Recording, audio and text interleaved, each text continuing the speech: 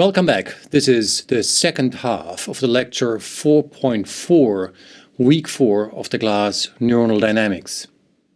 I will ask the question, where is the firing threshold? A question that we have already considered in the context of the Hodgkin-Huxley model in week 2, and also in the context of integrated file models in week 1. So, where is the firing threshold in one of these nonlinear, two-dimensional neuron models that we consider this week? If you give a short current pulse, then you find that if the current pulse is strong enough, it evokes an action potential. If you reduce the amplitude slightly, you may still find an action potential. If you reduce it more, you may find that there is an action potential, but it's delayed.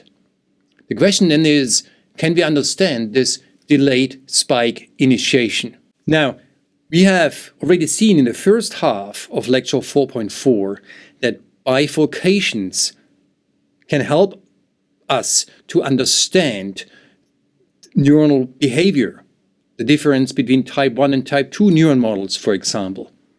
In fact, the field of nonlinear dynamics, in particular bifurcations, applied to neuron modeling, has been a very lively field during the last 20 years, and there are many people who have made substantial contributions to that part of theoretical and mathematical neuroscience.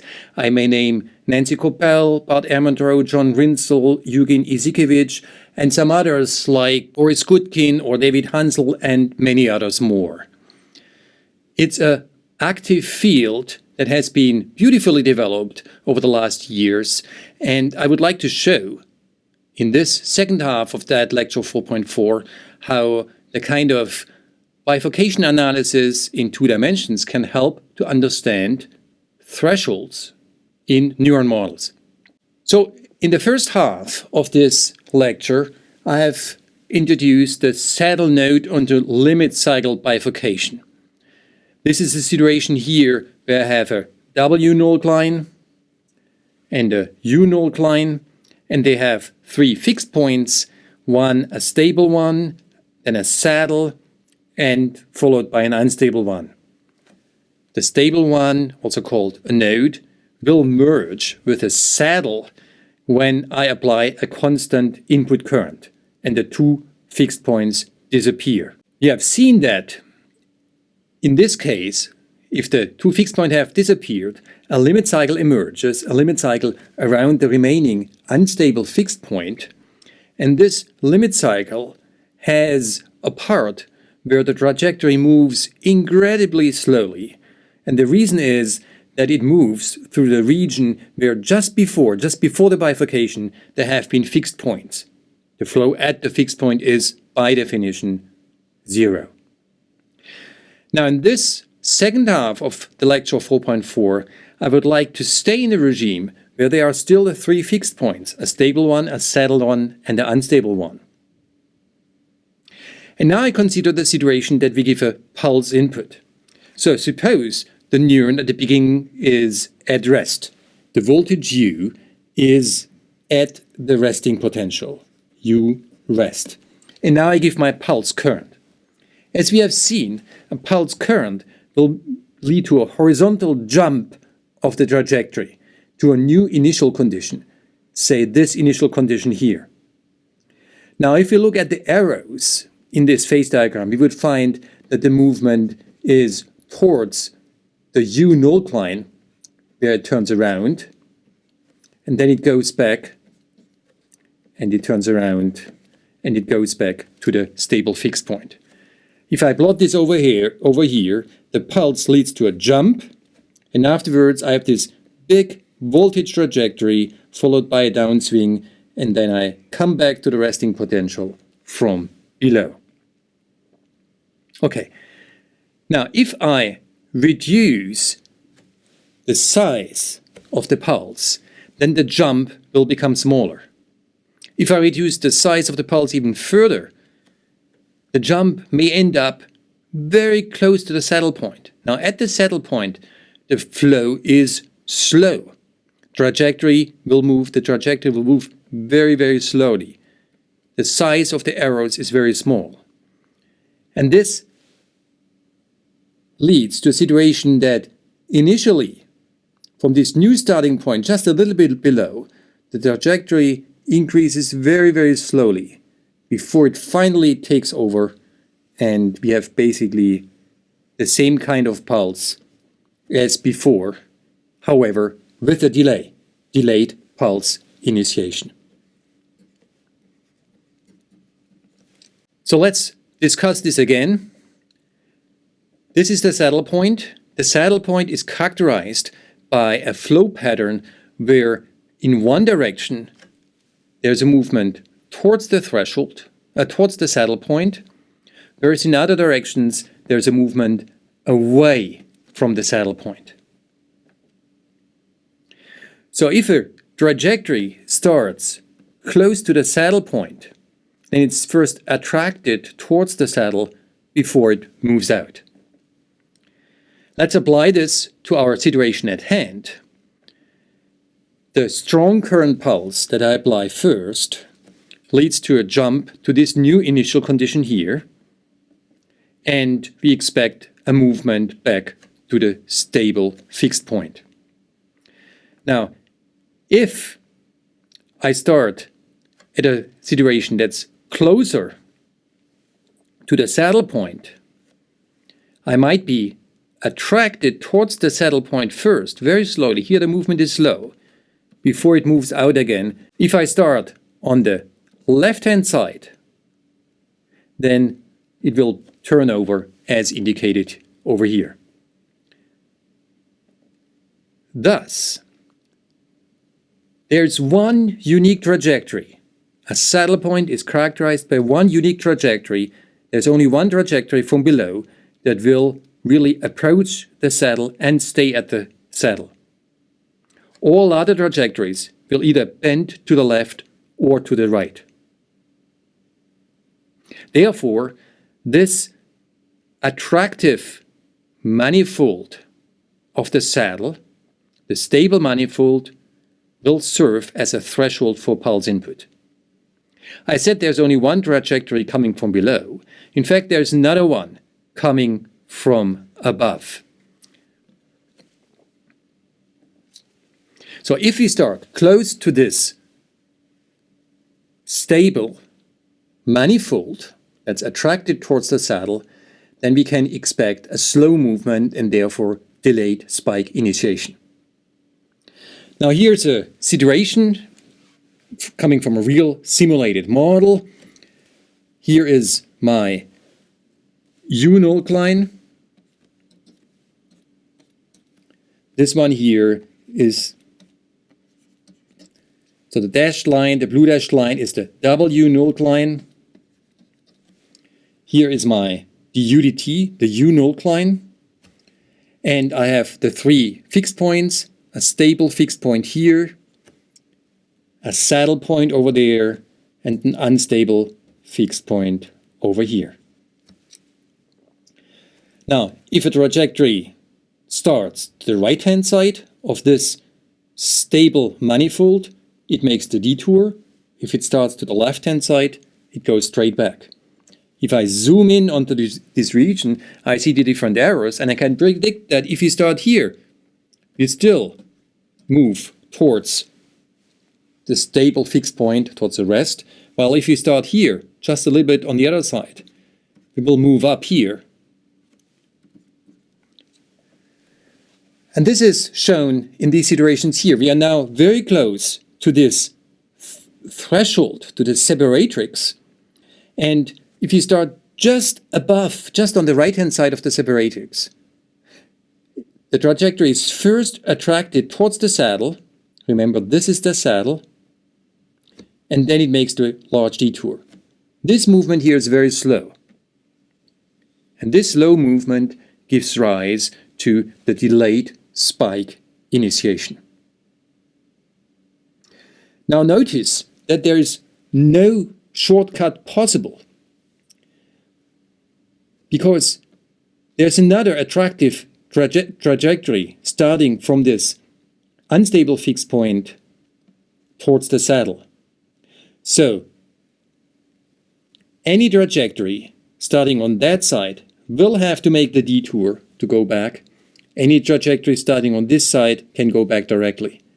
So this manifold, the stable manifold of the saddle point, plays the role of a threshold. This trajectory cannot be crossed.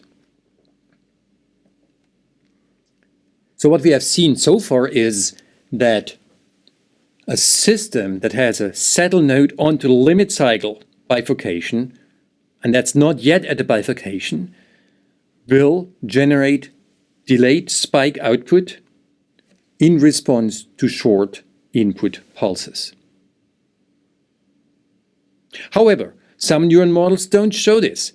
If I reduce the amplitude of the pulse, the amplitude of the response is simply reduced. So let's go back to our Fitz-Nagumo model. The Fitz-Nagumo model has a W null line, which is a straight line, and we have a stable fixed point down here. Now, the Fitz-Nagumo model, upon application of a constant current, will show a Hopf bifurcation. The point moves, the fixed point moves, and at some point it becomes unstable. But let's go back to the situation where the fixed point is stable. And let's apply a pulse input. A pulse input will lead to a jump, a horizontal jump of the membrane potential. Then we follow the flow pattern, and what we see is that it will go back like this. So in response to the input pulse, I have an increase of the voltage, and it goes down, it comes back from below. Now, if I reduce the size of the pulse, and I start here, well, all on this side, the flow is to the right and slightly to the left. And now a new trajectory can develop, which looks different. And this new trajectory will basically look like this.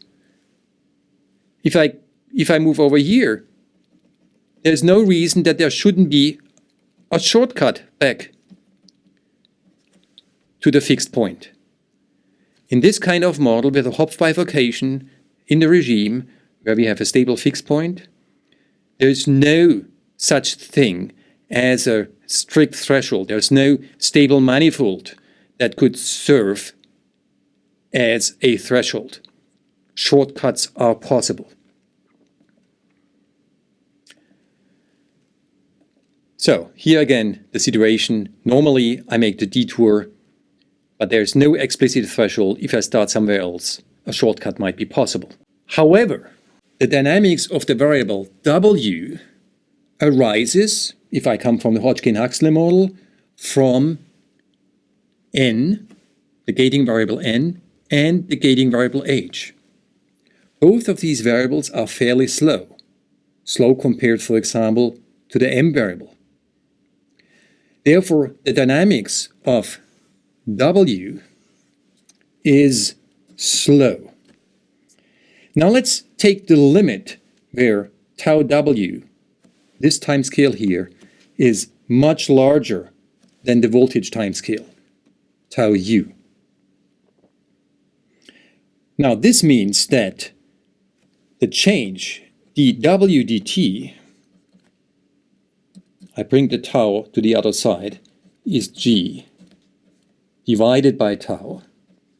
But tau is very, very big. Therefore, this is nearly zero.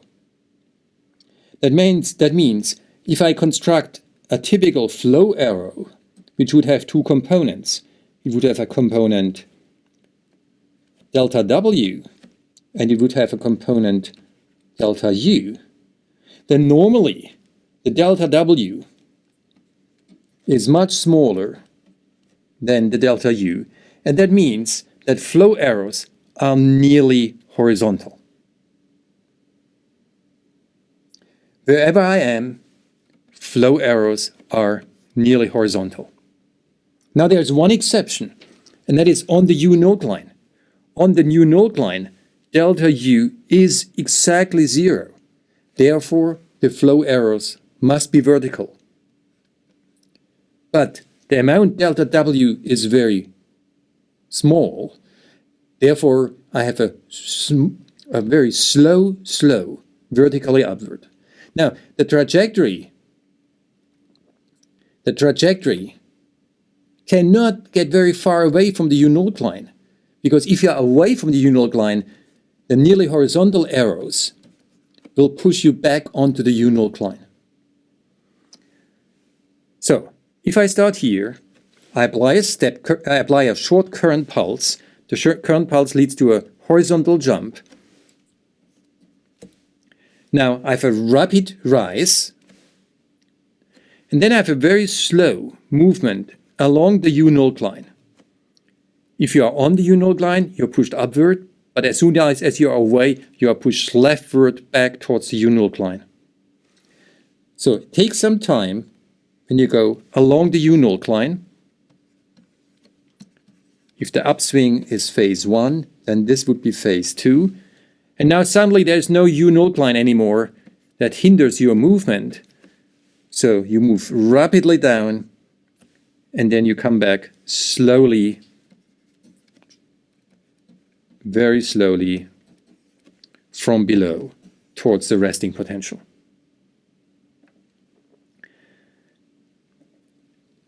Now, in this case, if the movement is always nearly horizontal, if you start here, you will move rightward. If you start here, you will move leftward. So this is a leftward arrow. As you get, if you start here, you have a trajectory starting here, coming down. If you start here, you have a trajectory starting here and then coming down. If you start on the left-hand side of this branch, you will go down immediately. In other words, the middle branch of the U-node line, this is the U-node line, the middle branch of the U-node line acts effectively as a threshold for spike initiation under pulse input. Let's just make a little detour about this notion of separation of timescales. So we said that the timescale tau W is slow compared to that of the voltage variable U. So let's look at the ratio tau U over tau W. Now this is then a small number. It's unit free. Let's set it to epsilon, much smaller than 1. So in this regime down here, errors are nearly horizontal. There's a little component of size roughly epsilon upwards, but effectively they are horizontal. And as epsilon gets close to 0, they become more and more horizontal. Now on the U-node line, errors have to be vertical, but they are very small. And I argued that the trajectory is always pushed back towards the U-node line. In fact, you can show that if you zoom in, the distance between the trajectory and the U-node line is always of order epsilon. So as the separation of timescales becomes stronger and stronger, as epsilon goes to 0, the trajectory becomes slower and it gets closer to the U-node line.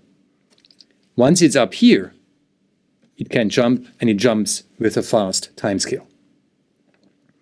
So here's a simulation of the Fitz-Unaguma model under pulse input under the assumption of a separation of timescales.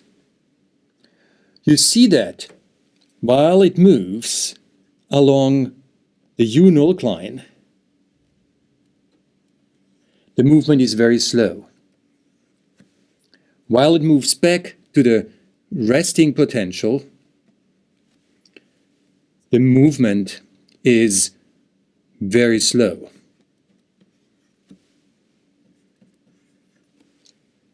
On the other hand, the downswing of the action potential